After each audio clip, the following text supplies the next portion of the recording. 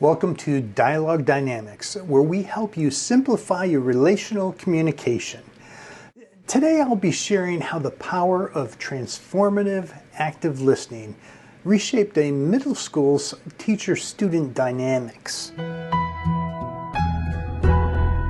When I was growing up, all the school principals I knew were men, and they ran their institutions by the numbers. One of the first few female principals I met barely looked at the numbers. She had attended a seminar on active listening and decided to develop a program for her middle school called Echoes of Understanding. The goal was to bridge the communication gap between the students and the teachers. She wanted to end all the misunderstandings that really plagued her school. In late fall, the principal rolled out the Echoes of Understanding workshop with the hope of transforming lives. The program content included paying attention, showing understanding, and providing feedback. 3 simple steps. She envisioned creating an environment where every person would feel like they were heard and, more importantly, like they were valued. In the classroom, basically, the teachers practiced listening to the students and encouraged them to share their thoughts and ideas. With each interaction, the teachers responded with empathy and openness. Okay, so after so much time had elapsed, they were starting to wonder, should they do a quiz or how should they ask the students what's working, what's not working? And somebody mentioned the fact that they should just pay attention to the students. Why? Because the students had naturally picked up on the teacher's visible skills and the active listening that they did with each other, and it led to deeper and more meaningful interactions between the students, between their peers. Now, I have to say, based on my understanding, the debate club was the one that benefited the most. Before the workshops, the club was basically on the bottom of the competition when it came to competing against other schools. They were not good. But when they started this program using active listening skills, the students started to use those same techniques during the debates. They paid close attention to their opponents' arguments. They reflected back their points and then responded in a thoughtful manner that really was able to allow them to put zingers in. This improved the quality of the debates and moved the team up the scale, eventually placing during every single competition. Isn't that amazing? The overflow of active listening also fostered a spirit of respect and collaboration. The debate team, they made it to the finals, believe it or not. Okay, but what about us? Active listening is more than an abstract ideal. You know, it's something that's practical. It's a tool that the students learned how to use, and we can learn how to use it too. And that, since they were able to transform their game, so to speak, we can transform how we interact with each other. Active listening can enhance teamwork. It can resolve conflicts.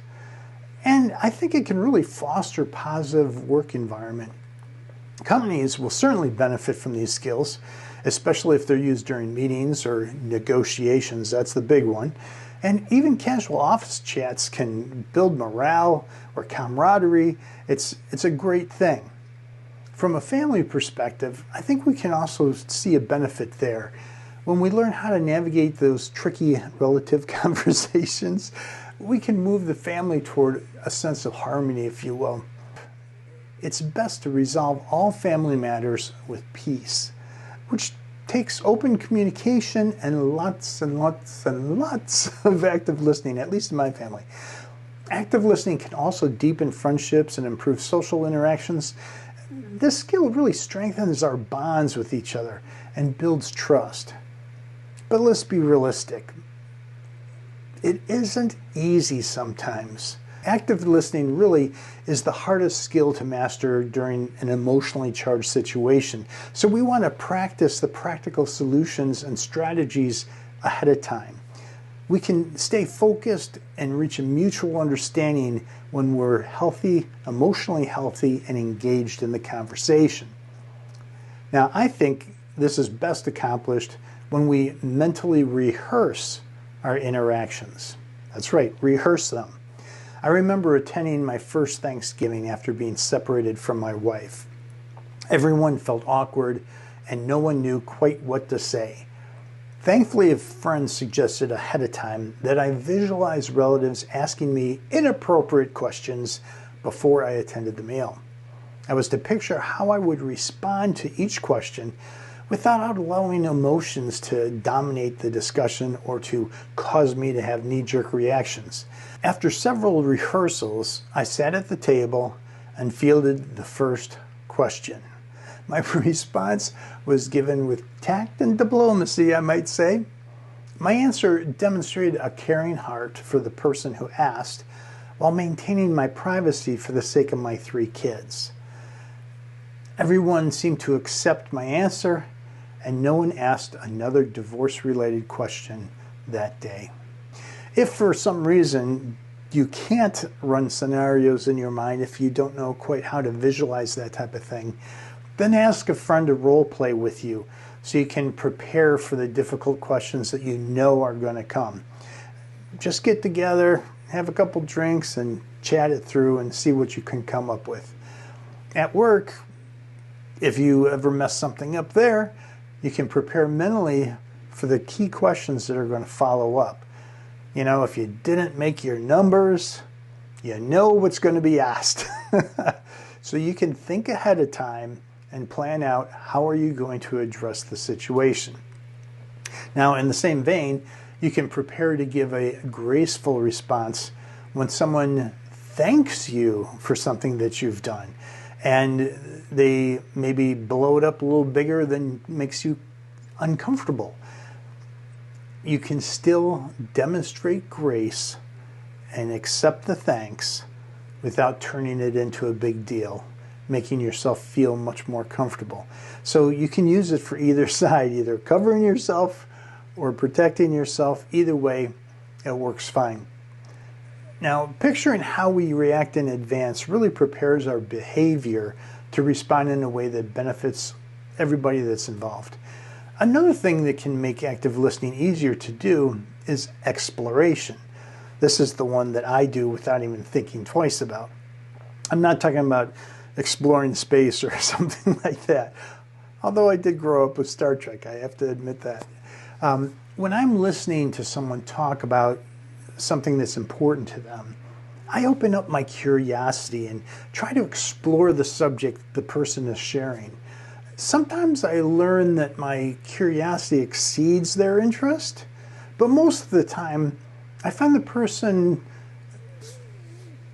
all the more exciting, really. Like I've found a hidden treasure from within them, and it's just fun, and I get a little more passionate about the relationship. Now, here's the kicker. Whenever we're in the mode of wanting to learn from the person, our active listening skills are heightened without effort. Listening suddenly becomes easier. The results are us respecting the person and gaining valuable insights from them as they share. The other thing is, we always remember the value we receive.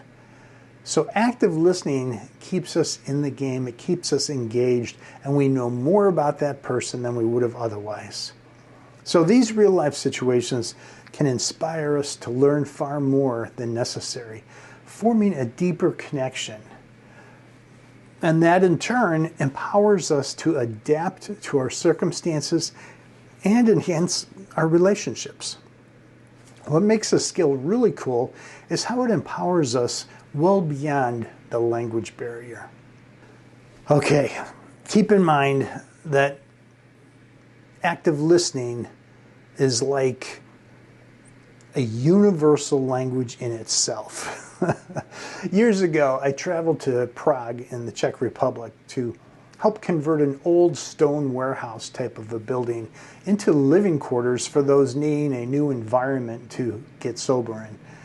After getting off the bus, a friend and I followed music that we heard playing to a pile of wood manufacturing pallets where workers sat there during their break singing a song.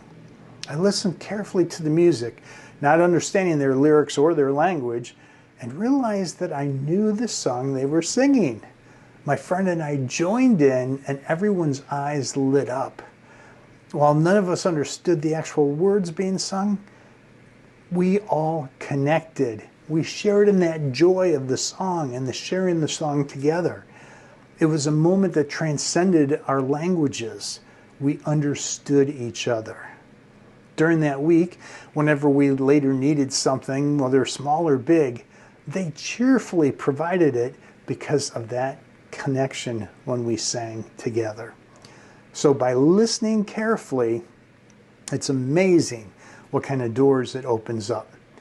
So I would say that active listening is a transformative power that crosses languages barriers and enhances our ability to connect in meaningful ways with each other.